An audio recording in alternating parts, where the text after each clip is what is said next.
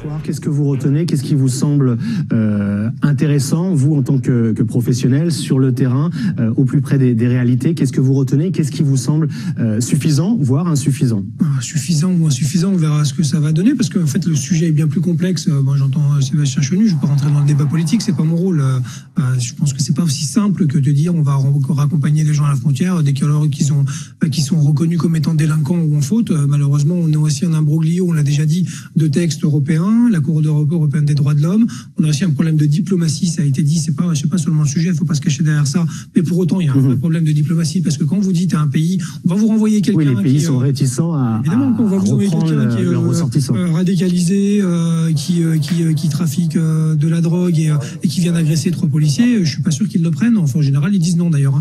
Donc il y a un vrai sujet diplomatique autour, il y a un sujet de texte, il y a un sujet diplomatique, et après il y a aussi un sujet de moyens, il y a un sujet aussi d'actualité, et on le dit pas assez, et c'est une réalité aujourd'hui.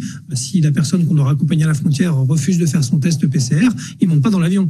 Et ça aussi, c'est des petites choses qui forcément compliquent la vie de mes collègues sur le terrain.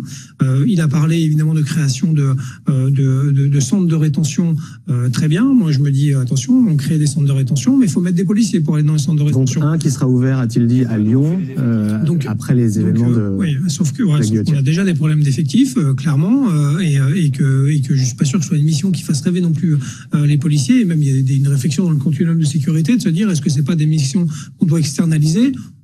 Maintenir une ossature forcément opérationnelle et policière, parce que ça me semble évident.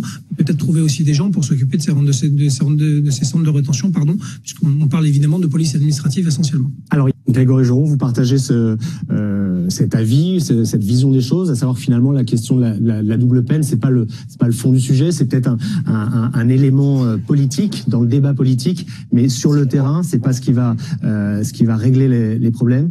Non, c'est pas ce qui va régler le problème. Là, en effet, on est dans un débat de toute façon qui est hautement politique et une séquence qui est très politique. Moi, je vois surtout que, par exemple, parce que ça, pour le coup, c'est factuel, à la Guillotière, il y a eu des agents qui ont été engagés et des CRS qui ont été envoyés sur place. Il y a eu 18 interpellations. Pour le coup, il y a eu énormément d'interpellations d'étrangers en situation irrégulière. Certains qui font l'objet déjà d'obligation de quitter le territoire français. Et là, on va voir comment ça va justement être traité. La réalité de mes collègues sur le terrain, c'est ça. Et on voit bien, par exemple, je dévie pas de sujet, mais je pense que la clé, je l'ai déjà dit, malheureusement, dans ce genre de situation, la Guillotière, ça fait quelque temps que ce quartier-là est pas dire stigmatisé, mais on en entend parler, avec un casino qui ferme à 17h parce que finalement c'est trop dangereux d'ouvrir plus tard. Je pense que la clé pour reprendre la main sur ce genre de malheureusement de dérive, c'est la présence policière. Et on voit bien que quand il y a un peu de la présence policière, vous imaginez que sur une soirée, il y a 18 interpellations pour des RICS, pour des ESI, pour des gens qui ont 4 ou 5 obligations de quitter, 4 ou 5 personnes qui ont une obligation de quitter le territoire français, un fichier S, une soirée. Vous dites que le fond du problème, c'est pas que les délinquants soient étrangers ou français, c'est pas ça qui est en cause, en tout cas pour ce qui s'est passé notamment à la Guillotière. Non, le problème, la semaine dernière. Une fois, le fond du sujet, c'est la présence policière, c'est notre action sur le terrain, c'est malheureusement aujourd'hui le fait que la police doit être partout. Le risque terroriste, la lutte contre l'immigration clandestine, la pression sur les violences intrafamiliales, une filière judiciaire qui est complètement à bout de souffle. Et on nous demande en fait de traiter tous les sujets comme étant une priorité. Donc un problème de recrutement, de manque de bras? Il y a un problème alors les effectifs ont été redonnés, maintenant il va falloir réoccuper justement ces quartiers difficiles qu'on a clairement un peu abandonnés, où on a eu simplement que des forces de projection et d'intervention, c'est-à-dire quand il y a des soucis, on y va, on rentre, on fait ce qu'il faut.